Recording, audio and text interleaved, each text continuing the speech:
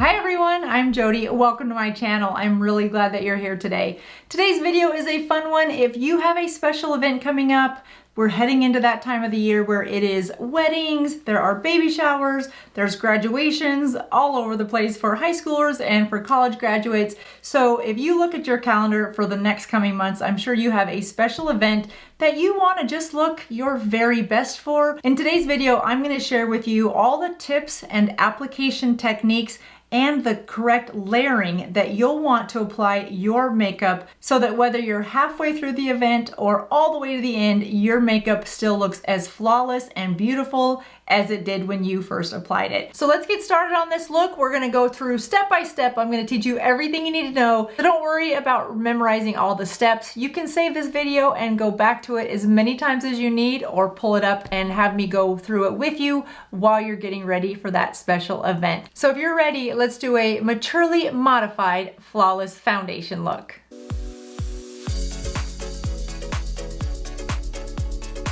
All right, guys, so let's get this look started. Whether you have somewhere special to go today or in a couple weeks from now, you're gonna be ready with this very easy. It's gonna seem a little more difficult in the beginning, but that's just because we have a couple steps we need to get through, but I will teach you everyone you need to know, and before you know it, you will do this look in no time. All right, so the first thing that we want to do is make sure that our more mature skin is prepped and ready for its makeup application. And the best way to do that is to identify what your skin type is and get the products in the skincare realm that you need that are specifically designed for your skin type. So for example, I like to use this L'Oreal Collagen Moisture Filler because it is a light moisturizer, but it's intense enough to hydrate my dry skin, but not so intense that the areas in my T-zone that tend to be more oily start to get greasy. It's just a nice overall for my skin type. Now, if you have oily skin all over, then you're gonna wanna use a very light moisturizer and certainly a mattifying primer. And you don't need a lot. I like to just use about that much because I don't want it to create any slippage between my foundation or any other products that I'm going to put on my face. This does have a very soft scent, so just know that if you're looking to pick up one. At this stage, you also want to apply any eye serum that you would typically have for your under eye area, and then anything that you want to apply to your lips to get them a little bit softer before your lipstick application. Then once that moisturizer has had a chance to really sit in and absorb by your skin, then you want to grab your sunscreen. I like to use this La Roche-Posay. You guys, I'm sorry that I haven't brought you new sunscreens, but this one works. It works well on my mature skin. It doesn't interfere with any type of foundation or tinted moisturizer I've ever used. It is a little pricey. It's at $45, but that's all I use, about a pump and a half, and this thing lasts probably 6 to 7 months. I don't get any discoloration from the sun. My dermatologist sees what I wear and is happy with it and happy with the amount that I put on. If you are looking for another sunscreen for your face that does not have white flashback when you take photography, then Elta MD is a good one, and I'll link it down below as well. Now you can see how hydrated my skin is. It feels very dewy, but it doesn't feel sticky. Now it is time to go in with our next product, and this look is going to be a flawless foundation look for a special event where you want to have a beautiful soft complexion that doesn't look heavily made up, but that will last whether you're outdoor in the heat, whether you have a hot flash, whether you're inside at a graduation, for example, or maybe you have a wedding to attend. Any of those special events, there's baby showers that come up this time of the year, anything where you need to look really good for a 4 to 5 hour time frame under a variety of external climate factors. That's what we're going for today. This is not a look that you're going to want to wear every day to the office because it is going to be a little bit heavy, but it will still look good. So trust me on that process. Some of the steps you're going to question and go, what the heck are we doing? But you guys know me, trust the process. The end result is always worth it. So what we want to do now is pick up the primer that is best for your skin. Again, if you have oily skin, you want a mattifying primer. If you have dry skin, you want a hydrating primer. I am somewhere in between, but I don't need to use 2 different primers. My T-zone is pretty oily, so I just don't put a lot of product through there. I blend my foundation into that area. And then where I am dry or where I have large pores or more wrinkles, that's where I like to put a primer. And I have been recently loving this Tarte primer, and I will link it down below. And I've been loving the Tarte Timeless Primer. I picked this up because the consistency is so similar to the e.l.f. Poreless Putty Primer as well as the Tatcha Tatcha Silk Canvas. So I'm probably gonna do a Friday face-off with this and the Tatcha just to see which one works best. This is a little less expensive, so from that perspective, I like it, but I wanna see how well it works. The reason I like these putty primers, they just fill in any of those pores or those fine lines that I have. Now, here's one of the reasons you want this to be not an everyday look, because when you use a putty like this, whether it's this one or the Tatcha Silk Canvas or the e.l.f. or many of the other putty primers, it will have a tendency to clog your pores, because in essence, that's what we're doing. We're pushing that silicone-based product into each of those pores so that you have a smooth surface for which to put your foundation or your tinted moisturizer or whatever products you have on top of it, so that it's smooth and doesn't kind of go like this with your pore in it. Is that working? You know what I mean. So next we're gonna go with just a little bit of cream contour, and your contouring is gonna be a little bit different than mine, but I'm gonna walk you through some areas where you might wanna be thinking about contour. I am using the color Taupe by Ben Nye. I have loved this color, you guys, because it is not too warm. It's more on the brownish grayish tone, which is what you want when it comes to a contour. Bronzer, you want it to be more warm and bronzy, like kind of just thinking a suntan. But contour is more about shades, shadow. So I want more of a grayish brown, and I don't want to use a lot. I prefer a cream on my more mature skin. I find it easier to blend. I use just a little bit and then I can blend it out. I find powders are a little bit harder to blend, and they don't always set the same on a variety of different types of foundations or tinted moisturizers or whatever you put under your skin. So I have just a little bit dabbed on the top of this kabuki brush. For me, I want to do contour right through here just to pull that hairline a little bit more forward, so that if the wind blows on the side of my head, it shows a little bit more dark through here, more shadow, so it appears as though I have thicker hair through here. And that is why I want to just grab this and go a little bit just like that, and then you just want to blend it out just to give a little bit of shade, but not too much. I'll do the same on the other side. And if it looks like that at first, it's okay. Grab your kabuki brush down on the end where you have a real light, easy hand on it, and just softly blend it around until you get the look that you're looking for. And really, we're just looking for a natural shadow. If you feel like your whole hairline is more straight and it's back, then you can fill in this whole front area with a little bit more of a shadow. You just want to avoid right through here on your brow bone, because as we age and we lose collagen, our brow bone already is somewhat accentuated. If you put shadow behind it, it will in essence enlarge the brow or have it look as though it is protruding or sticks out farther. So you really want to blend any contour away from the brow and into the hairline in the opposite direction.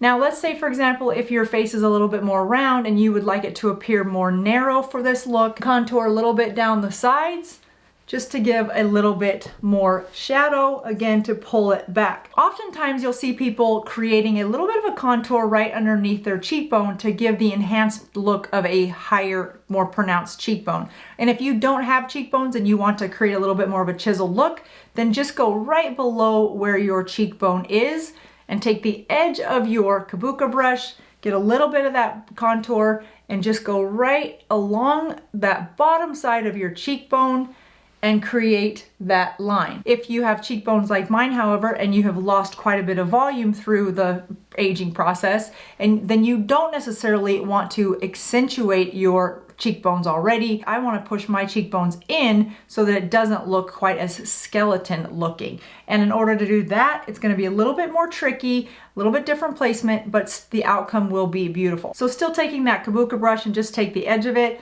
I'm just going to add a little bit of contour on the sides of my brush so I can use that little small angle. You can also grab a smaller brush if you're more comfortable. I just like to use this because then I can just flip it and start blending as well. Now what I want to do is this high point of my cheekbones, I'm just going to lightly put a little bit of that contour right on the edge of it so you can see how this side is sticking out and this side already looks to be a little bit more in and not quite as pronounced of a cheekbone. We'll do the same on this side.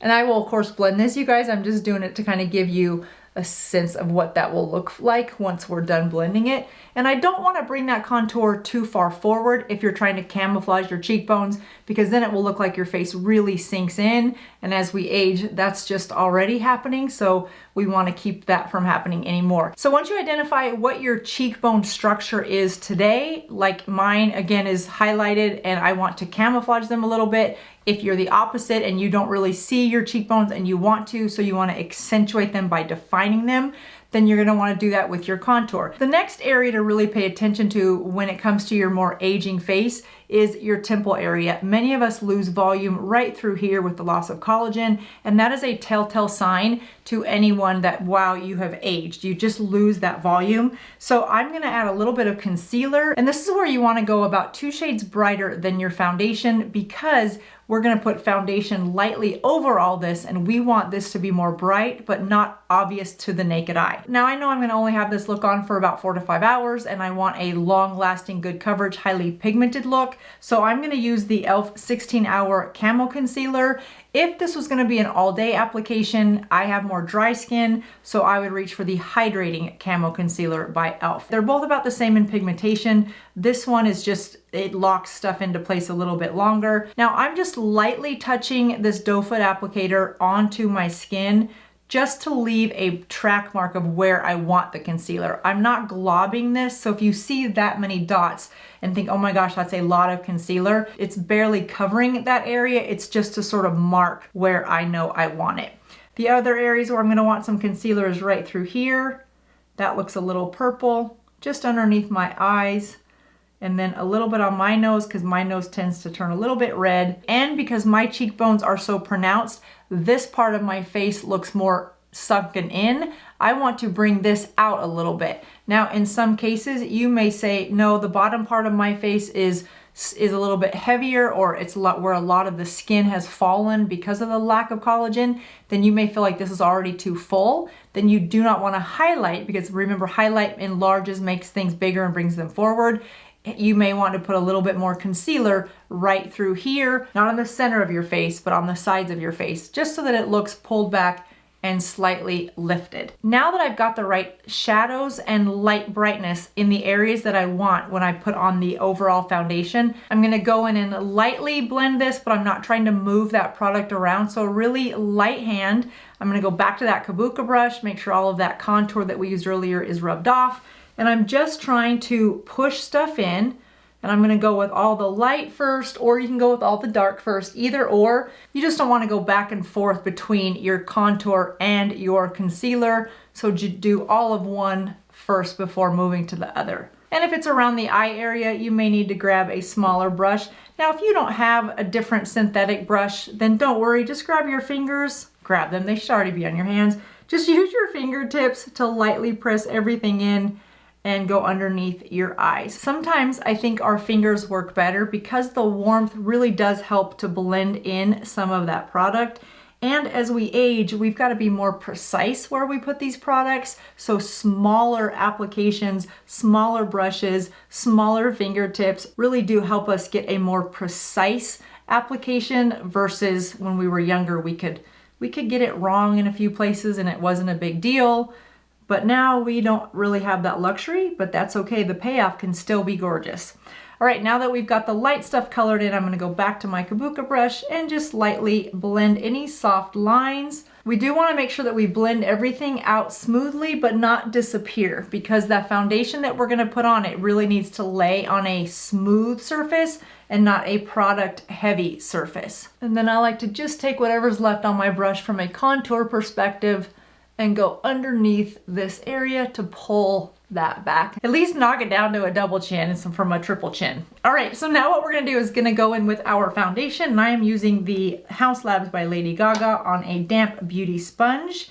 And I am gonna go with 1.5 pumps because we want good coverage, but we don't want cakey looks, so about that much. And in order to apply this, we wanna just push in that damp beauty sponge and just softly move the product over our face, but remembering that we have product underneath it that we don't want to move into another location because we just took that time to really get it where we wanted. So you can see just how pretty this foundation is, and this is a medium coverage satin finish with some hydration to it, so it will last me the duration of this special event, whatever that is for you. But look how beautiful and flawless that looks already, and we are not even done yet. If you love matte foundation but you're of a more mature age and your skin looks somewhat dehydrated, then just make sure that you add some highlight glow either under the foundation or over the foundation, so that you bring that a little bit to life so that it doesn't look too dried out or lacks life to it. So you can see how pretty that foundation is and how just natural light glow it looks. Now, this is one of the most important steps in this process when it comes to getting a long-lasting, flawless foundation look, and that is to take some sort of a beauty sponge. Now, you can use a paper towel if you have a thicker one, or even a washcloth, but really if you want something that's almost a terry cloth, that's very light like this. This is just the e.l.f. one. They're not expensive, but they really do make a big difference, because you want to round it. Like the way I like to use this is I go over my skin, and what this does is it picks up any of the oil that is left from any of the products that we've used so far and absorbs it into this sponge, so that when I go to apply any more creams or any powders, it is setting on a surface that is not mixing with any type of another oily product. Now, even though that foundation is a water-based foundation, and I used water-based concealer and water-based contour, all of those products should either be oil-based or water-based. Either one is up to you. They just need to all be the same. So you just want to pick up everything that's left on your face that is creating any type of a shine, any type of an oil, so that the next products that we layer will last a long time. And by doing that, you see, you don't wipe off a lot of the product, you just wipe off any of the residue that's left behind. Now I have got a nice, flawless, smooth surface to apply my next few products. Now, because we already covered our under eye area with that concealer earlier before we put on our foundation, I just want to add a little bit of brightness to underneath my eye area, and that's where I bring in this secret weapon, and this is the Pink Eraser by Maybelline. I talked about this one the other day in a video. Instead of using one of the colors for contour or concealer, and you know me, I took off the sponge applicator because it just seems full of bacteria, and I just use about that amount, and I like to put it right where I want a little bit more brightness, and then also through that temple area. Now, I'm not trying to conceal through here as much as I'm just trying to add a little bit of brightness underneath my eyes, so that I don't attract a lot of light there, but there is just a bit of awakeness. It's the opposite of having dark circles under your eyes. And then I'm just gonna pat it. See how beautiful that looks? You see how it just looks more bright and awake, but you're not sure why? That pink is great. I'm so glad that Maybelline came out with that. Now, at this stage, you may be thinking we need to add a little bit of powder, and we will. However, because of the makeup application we are going for, which is that 4 to 5 hour lock in place soft glam, the layering is a little bit different. And so for that situation, we have our cream products on. Now we are going to go in with a little bit of setting spray. Yes, setting spray before the powder. This is for dry skin. It works equally as well on oily skin if you've used that mattifying primer. And I'm using the Makeup Forever Mist and Fix, and I'm just gonna go over everything. This one has just such a nice soft fragrance to it. I just love it.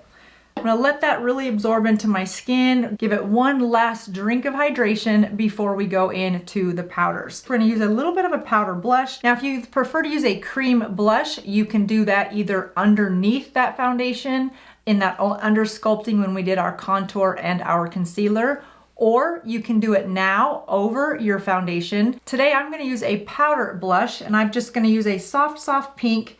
I like these two colors mixed together. I'm gonna go ever so lightly right through here. I just want a little bit of touch of color. Just a little bit of blush to give some color, blending it high onto the cheekbones, not all the way into your hairline, but just up in this sort of a motion. And try to avoid adding blush right through the temple area where we added that concealer earlier to brighten or make this appear more full. Now we want to add a little bit of powder underneath our eye area because they should be feeling somewhat tacky after adding a little bit of foundation and then blending that into that concealer that we applied. Now, I like to use the Ben Nye Pretty Pink underneath my eyes. My skin tone is more on the cool side.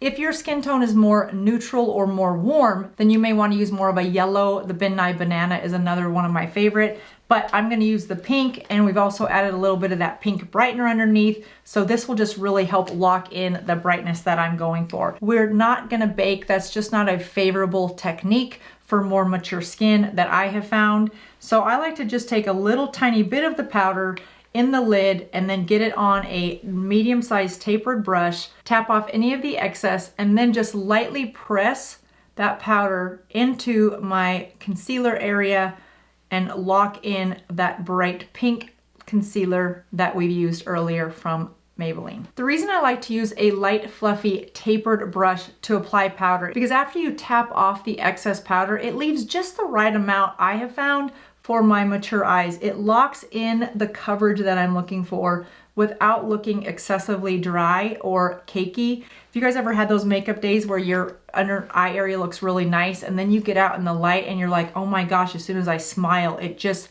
has this cakey, dry, accentuated wrinkles. Those are the worst. So I just take whatever's left and I like to go around my nose area because that is some reason makeup just does not like to stay there. So I like to try to lock it in a little bit better. And since we use that setting spray, you'll find that everything will lock in a little bit better. Typically, if this was an everyday look and you had oily skin, you would then apply powder on everything before you moved on to the next step. Today's application, because this is a more soft glam for a special event, even those of us with dry skin, you want to pay a little bit more attention to powder than you normally would. And what I mean by that is with that same medium tapered fluffy brush, grab either a translucent powder or a powder like this where you've got a little bit of highlight in it, but yet a little bit of bronze so you're not adding multiple layers.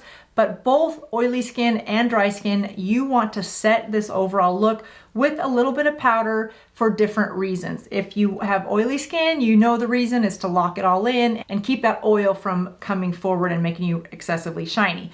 For dry skin, you just want to use a little bit to lock in this whole look because we need it to last for the special event that we have coming up. So I'm just going to grab a nice fluffy angle brush. I'm going to use a little bit of this because this has my bronzer in it as well, so I don't need to grab two different products. I have more dry skin, so I'm going to take this in the areas where I have dry skin, which is around through here, up through my cheeks. Be sure to lock in that concealer where you highlighted or made your temple area more full, and anywhere else that you have dry skin, just a little bit of powder just to set the whole look. If you have oily skin, of course, you're going to use more powder in all of those areas. If you have combination skin, you need to apply different layers of powder in different areas. Oily, a little bit heavier, dry, a little bit lighter. You guys know the drill. All right, and with that, we are pretty well set. We're going to add just a little bit more lip gloss because somehow that has come off throughout the course of me talking to you guys. And then I think we are good for our event. If you're going to be out in the sun for this special event, out in the bright light, I wouldn't add any highlighter. Let the sun naturally hit your face and highlight the areas that would be naturally highlighted. If you're going to be in a darker area, maybe you're at a wedding reception and that's going to be candlelight or things like that, and you want just a little bit more of a light on your face, then just grab a little bit of a highlighter. I'm just using the Stila Kitten. You guys know how much I love this stuff. It's magic. It feels like fairy dust every time I use it. Anyway, it is a powder, but it feels like a cream, which is why I love it. I just take a little tiny bit because I'm not trying to highlight, because highlight as we age really does help to showcase any texture challenges. And for highlight, I like to put it right at the cheek, apple of my cheeks, where my blush starts, just right through there. I don't like to do it on my cheekbones because the light will naturally hit there. I don't want to add just a little bit of highlight through here to give a little bit of fullness to the face. And because this is such a light, creamy formula, you can put just a little tiny bit of it in the corner, inner corner of your eye, even if you don't have any eyeshadow on at all, and just brighten up that area. And you can always go in and just soften it a little bit. I think that gives the eye just a little bit of a pop, and then you are ready for the night. With just a few tips and tricks, your makeup will last the duration of your special event, and not only will you look beautiful, you will feel remarkably confident, and you're probably gonna steal the show. I hope this is a tutorial that helps you apply your foundation in a way that makes you feel your most uniquely beautiful for whatever that special event is that you have coming up in the next few months, or no special reason at all. You just want to do your makeup a little bit different. Thanks so much for watching, and be sure to share this video with any of your friends who you think might be looking for a flawless foundation look for their special event. And with that, I will see you guys in the next video. Thanks for watching. Bye-bye.